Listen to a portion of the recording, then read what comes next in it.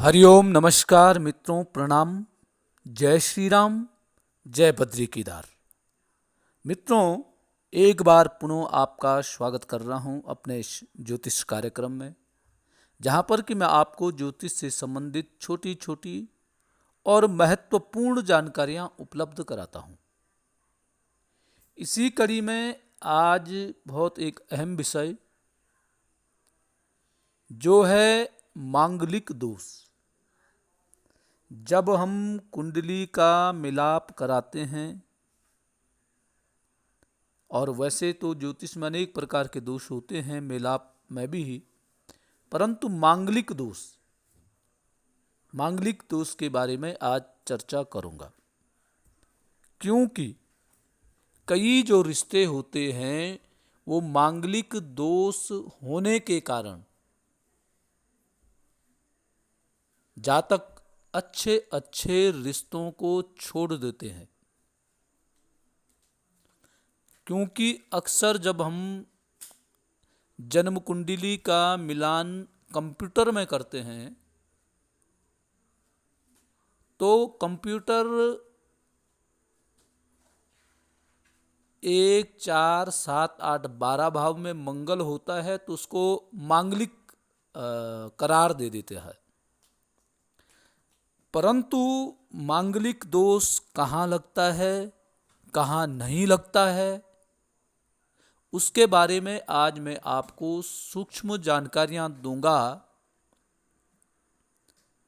Video प्रारंभ करूं इससे पहले आपसे पुनः आग्रह है कि चैनल को सब्सक्राइब जरूर करें।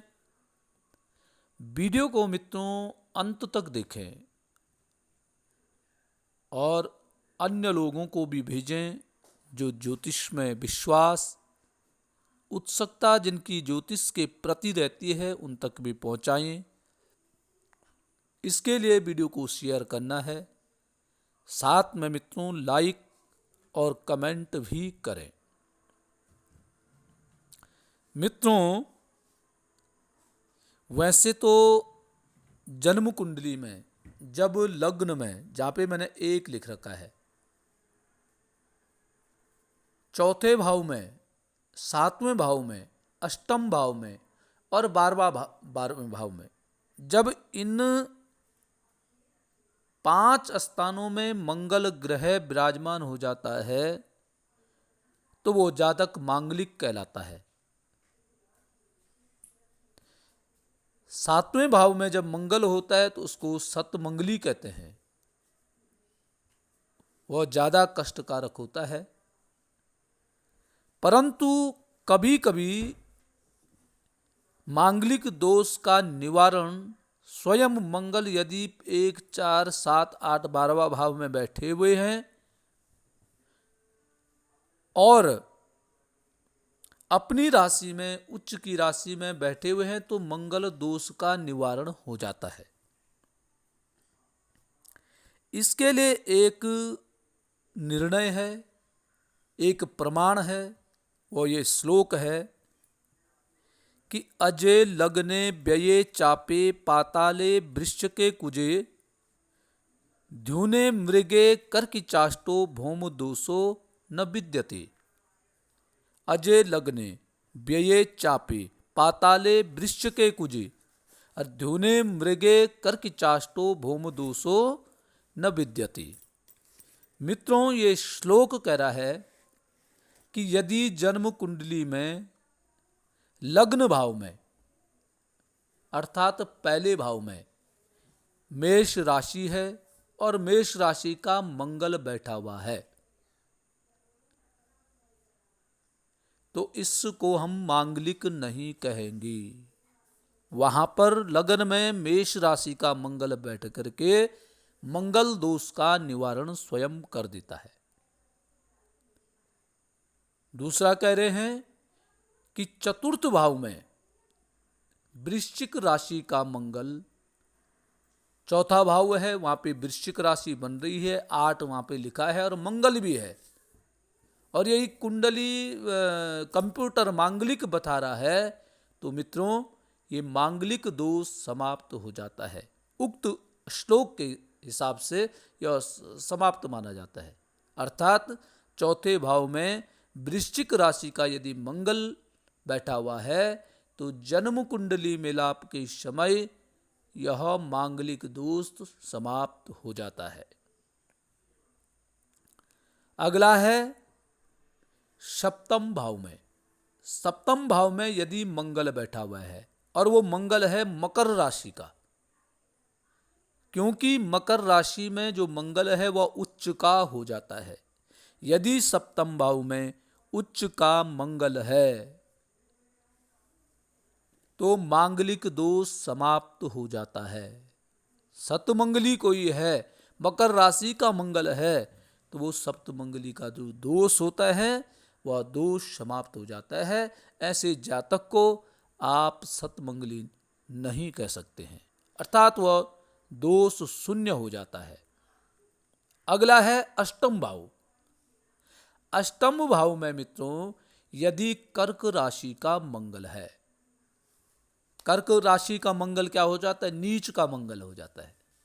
अष्टम भाव में नीच राशि का मंगल है तो वो मांगलिक दोष भी समाप्त हो जाता है। और अगला है 12वां भाव।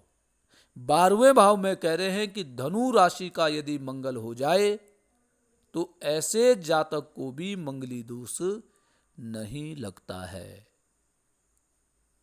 तो लग्न भाव में मेष का, चौथे भाव में वृश्चिक का, सप्तम भाव में मकर का, अष्टम भाव में कर्क का और 12वें भाव में यदि धनु राशि का मंगल है तो इसको आप मांगलिक नहीं कहेंगे, क्योंकि मांगलिक दोष का निवारण हो जाएगा।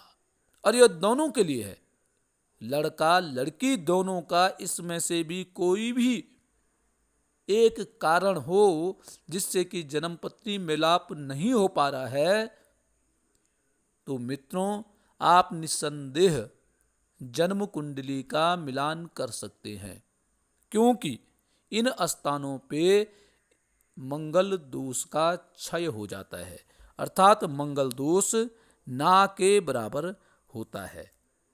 मित्रों जन्म कुंडली में केवल गुणों से ही जन्म कुंडली का मिलान नहीं होता है।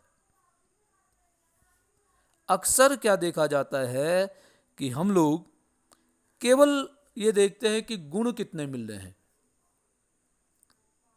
और गुण के हिसाब से ही हम जन्म कुंडली का मिलान कर देते हैं, जबकि ये मंगल दोष, नाड़ी दोष इत्यादि सब चीजों पे गहन विचार करना चाहिए, खास करके सप्तम भाव पे, पंचम भाव पे, लग्न पे, इन सब का निरीक्षण करके तब कुंडली का मिलान करना चाहिए। साथ साथ में ग्रहों की मैत्री हो रही है कि नहीं हो रही है, लड़की का सप्तम भाव में कौन से ग्रह हैं, लड़के के सप्तम भाव में कौन से ग्रह हैं, इन सब का विचार करके फिर जन्म कुंडली का मिलान करना चाहिए। मित्रों आज मैंने आपको मंगल का जो दोष होता है उसके बारे में जानकारी दी है, क्योंकि अक्सर लोग मांगलिक होने के कारण अच्छे अच्छे रिश्ते छोड़ देते हैं या अच्छे अच्छे रिश्तों को खराब कर देते हैं।